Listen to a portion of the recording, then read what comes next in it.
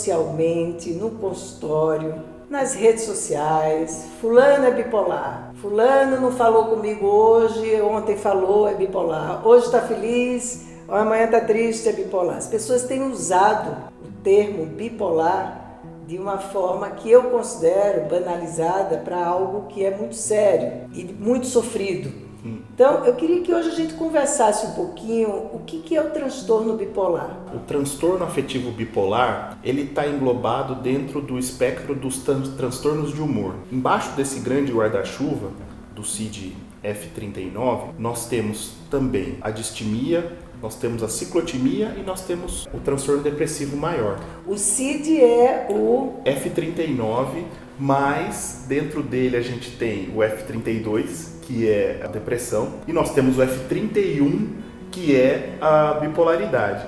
Então, dentro de um guarda-chuva grande, nós temos essas outras 4 entidades: a distimia, a ciclotimia, a bipolaridade e a depressão. Sim. Então, veja que todos eles são transtornos do humor. No transtorno afetivo bipolar, o que nós notamos de uma maneira muito evidente são os episódios de mania. Esse é o sintoma ou o quadro de sintomatologia que são os norteadores desse diagnóstico. De fato, você banalizar esse termo, né? Assim como falar, fulano surtou, falar, aquele lá é bipolar. Realmente é minimizar, estigmatizar e banalizar termos que são muito caros à psiquiatria devido à gravidade dos sintomas que são manifestados num paciente que é bipolar ou num paciente que de fato teve um surto psicótico. Na maioria das vezes, esse surto ele ocorre no final da adolescência, início da vida do adulto jovem, pode ser acompanhado ou precedido por uso abusivo de alguma substância, álcool ou outras drogas. É um transtorno que tem um forte canal genético, então dificilmente você tem só um bipolar perdido na família. Muitas vezes tem alguém que não se tratou, mas é parecido, né? Aí você fala, nossa, é igualzinho a vovó também era desse jeito, né? Às vezes ficava muito agitada, ficava muito falante, quebrava coisas, tinha um comportamento muito irritadiço, e depois passava um tempo bem, depois passava outros tempos mais deprimida. Então, o ponto cardinal aqui é o episódio maníaco. É um episódio que tem que durar pelo menos 7 dias para a gente fazer a inferência desse diagnóstico. Um diagnóstico bastante difícil em psiquiatria, costuma durar em média 10 anos para a gente fechar esse diagnóstico. Não diga, 10 anos? Para surpresa de todos, né? Então, mesmo que você pegue um paciente num episódio franco de mania, você não pode bater o martelo que ele é um bipolar. Se tiver uso de substâncias, então, aí é que é um episódio maniforme. A gente tem que acompanhar esse paciente para de fato ver se ele vai manter a estabilidade, teve um episódio único, ou se de fato ele vai recidivar nesses episódios de mania ou hipomania. Então, taquipsiquismo, um pensamento acelerado, taquilalia, fala rápida, fala acelerada, impulsividade, desinibição.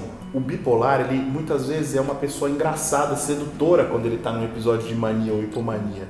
Ele está desinibido, muitas vezes um comportamento de risco, pode ter mais abuso de álcool ou drogas, exposição a situações onde tem contato sexual desprotegido, pode ter aumento de libido, marcante também dificuldade com o controle financeiro. Eu tive um paciente tem um paciente que teve um surto maníaco e durante o surto maníaco dele ele fez uma dívida de R$250 mil com jogos na internet. E aí quando ele remitiu da mania, geralmente o que acontece com o bipolar, né, quando sai do episódio de mania ele deprime, porque ele olha para trás, acabou o casamento, traiu, vendeu carro, vendeu casa, viajou, ficou sem dinheiro e é um estrago tremendo. É um estrago. Por isso, usar esse termo para falar que alguém de manhã riu e à noite chorou é uma coisa bastante inadequada e estigmatizante, né? O transtorno afetivo bipolar é um transtorno psiquiátrico seríssimo, infelizmente é um transtorno crônico.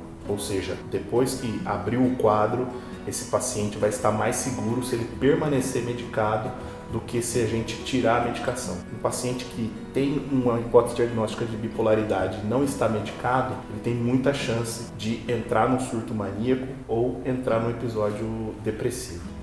E esses outros diagnósticos que estão dentro desse guarda-chuva do transtorno de humor, que é a distimia, a ciclotimia e a depressão, a distimia tem sido alguma coisa muito falada ultimamente. A gente pode dizer que esses outros, eles estão nesse espectro do bipolar, como se fosse assim, uma bipolaridade mais levinha, que vai até... É uma forma de entender, de fato, porque você tem o transtorno depressivo maior e aí você tem a distimia, né, que também tem sintomas da depressão, porém de longa duração, né, longa permanência. E na ciclotimia, o paciente também cicla, né, ou varia no seu humor, mas de forma mais branda do que no transtorno afetivo bipolar. Existe alguma controvérsia, algum embate entre os autores e estudiosos desse transtorno? Alguns deles dizem que o ciclotímico é um bipolar que está esperando para entrar num episódio maníaco. Eles dizem que não existe essa coisa de ciclotimia. É alguém que ainda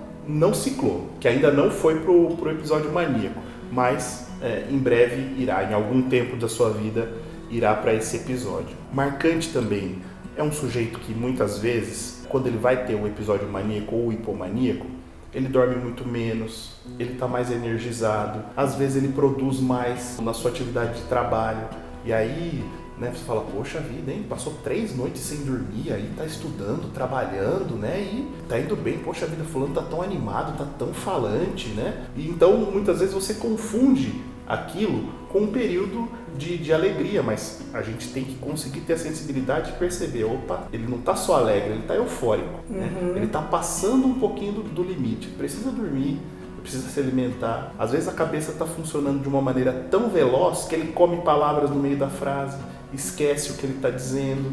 Aqui que eu estava falando mesmo, começa 1000 coisas ao mesmo tempo e não consegue terminar, tem uma baixa tenacidade, tenho ideias mirabolantes de 1000 projetos. Eu tenho uma ideia aqui, Blenda, de que eu vou fazer um investimento, aí eu vou comprar um carro, e aí eu desisti daquele apartamento que eu estava pagando a prestação, e apareceu uma pichincha nos jardins, e é R$1 milhão, e eu comprei. Mas fala, mas você não tem R$1 milhão, mas é uma pichincha. Né? Então ele quase, muitas vezes, te convence daquela maneira de pensar e tão acelerado que ele está. Muitas vezes ele te convence que você está errada e ele está tudo bem, porque eu estou super sensato, estou super centrado, nunca estive tão bem. Muitas vezes ele experimenta essa coisa do humor helado, né? Às vezes é apenas uma irritabilidade, mas muitas vezes é uma sensação grandiosa. Eu sou amigo do Silvio Santos, está tudo certo aqui, eu vou dar entrevistas na Globo, o pessoal está falando comigo, eu estou em contato já, eu sei que, né, fica uma coisa autorreferente, né? Sim. Eles estão olhando para mim, eles já me perceberam, eu sei que daqui a pouco vai ter um grande boom na minha vida, então eu posso pegar dinheiro emprestado no banco, porque eu sei que vai entrar muito mais. Então é uma vida que é cheia de quebras, cheia de altos e baixos, é uma vida bem conturbada, tanto do ponto de vista familiar, quanto do ponto de vista profissional, quanto do ponto de vista dos relacionamentos. Então um paciente bipolar é um paciente que está em grande sofrimento. Pela energia que essa fase maníaca pode dar ao paciente, ele é um paciente que tem mais risco de cometer suicídio. Sim. Então é seríssimo esse transtorno, justamente por isso, né? E pode apresentar também episódios mistos. Ele pode estar agitado e deprimido ao mesmo tempo.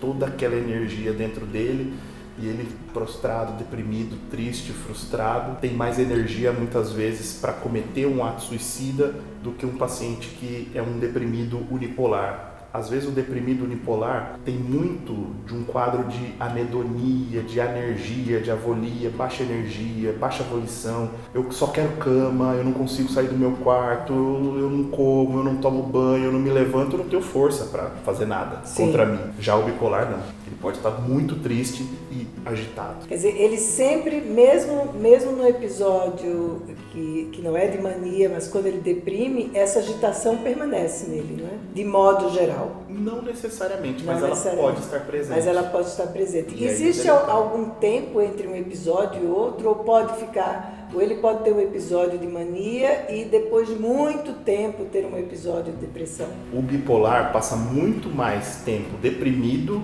do que em mania. Os episódios de mania, é muito boa essa sua pergunta, porque muitas vezes o que as pessoas pensam? Essa noção mais imediatista de que se deu risada de manhã, chorou à noite, bipolar, quando na verdade não, o paciente experimenta ciclos. Então, atente que eu disse, pelo menos 7 dias em mania, mas pode durar muito mais esse episódio maníaco. Pode durar semanas, pode durar meses, ele pode ficar anos se sentindo um pouco melhor, né, com um humor mais elevado, mas de modo que funcione e não saia do seu comportamento basal de uma maneira tão intensa, mas ele experimenta muito mais episódios de depressão. E esses ciclos podem ser longos, de fato. Então o paciente cicla, ou ele muda, com ciclos ou períodos que não são tão curtos. Quando a gente tem um ciclador rápido, o que é mais raro, é mais grave ainda. Sim. Então, de fato, o que a gente percebe é que são períodos onde ele passa. Ele passa um período grande deprimido, ele passa um período grande em mania. Se não tem intervenção, então ele pode ficar um tempo prolongado nesses episódios.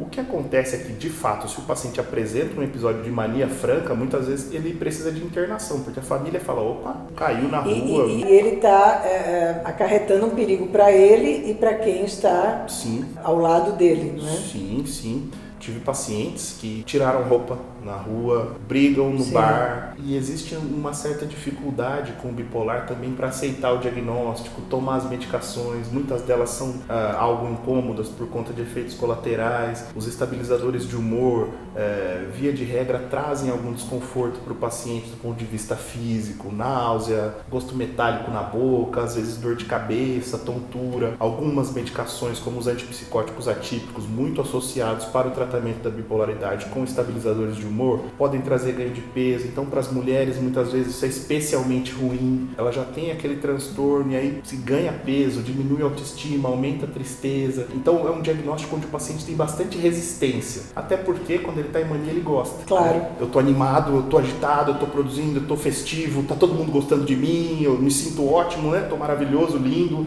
tô pegando geral, né? Por quê? Porque eu sou ótimo. A sensação que ele tem é que ele é ótimo, né?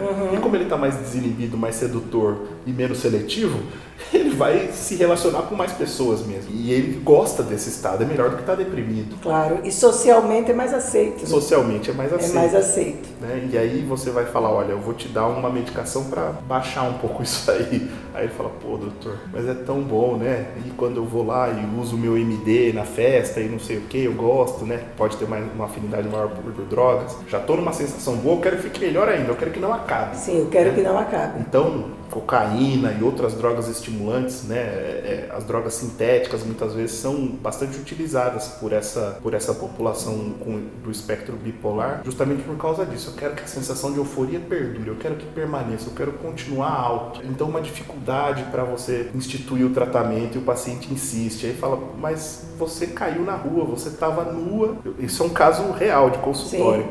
Você brigou num bar, você ficou nua, chamaram o SAMU pra você quase foi presa, já é a terceira vez que você briga nesse bar e você consegue perceber que quando você toma a medicação você fica melhor, quando você não toma você fica agitada e você ainda assim claudica em aderir ao tratamento. Aí o paciente ele barganha, né? Ah, doutor, mas é normal a gente beber de vez em quando, né? É normal acontecer isso. Ou seja, a crítica está diminuída e é um apego àquela sensação de elevação, de modo que ele quer relativizar aquilo. Fala, poxa vida, mas está muito longe da média, né? Cair nua na rua, brigar e fazer uma confusão dessa e achar que tá tudo bem, que a vida de todo mundo é assim, que é uma coisa corriqueira de todos nós. Então, é um transtorno bastante delicado, precisa de uma abordagem que demanda tempo, precisa de acolhimento familiar, uma explicação muito detalhada a respeito das medicações que serão utilizadas e o paciente aos poucos vai se conscientizando, aos poucos ele vai conseguindo discernir que aquela situação onde ele estava não é uma situação de otimia, não é uma situação de equilíbrio e ao longo do tratamento ele já começa a perceber, quando ele começa a acelerar um pouquinho mais, ele já começa a perceber, opa, eu sei que quando eu começo a entrar nesse caminho aqui é porque eu já estou querendo levantar voo. Né? Quer dizer, de qualquer forma, é muito importante que o paciente, nesse caso, e nos outros também, mas principalmente nesse, ele tenha, junto com o tratamento medicamentoso, uma espécie de psicoeducação, né? Muito. Para que ele possa entender o transtorno dele, né? E perceber os gatilhos, né? Sim. Quais são os gatilhos que podem já sinalizar que está entrando em desequilíbrio? É fundamental essa psicoeducação, mais uma vez, trabalho conjunto, não é só o remédio. Tem que ter psicoterapia e no caso do bipolar, o apoio da família é fundamental. fundamental.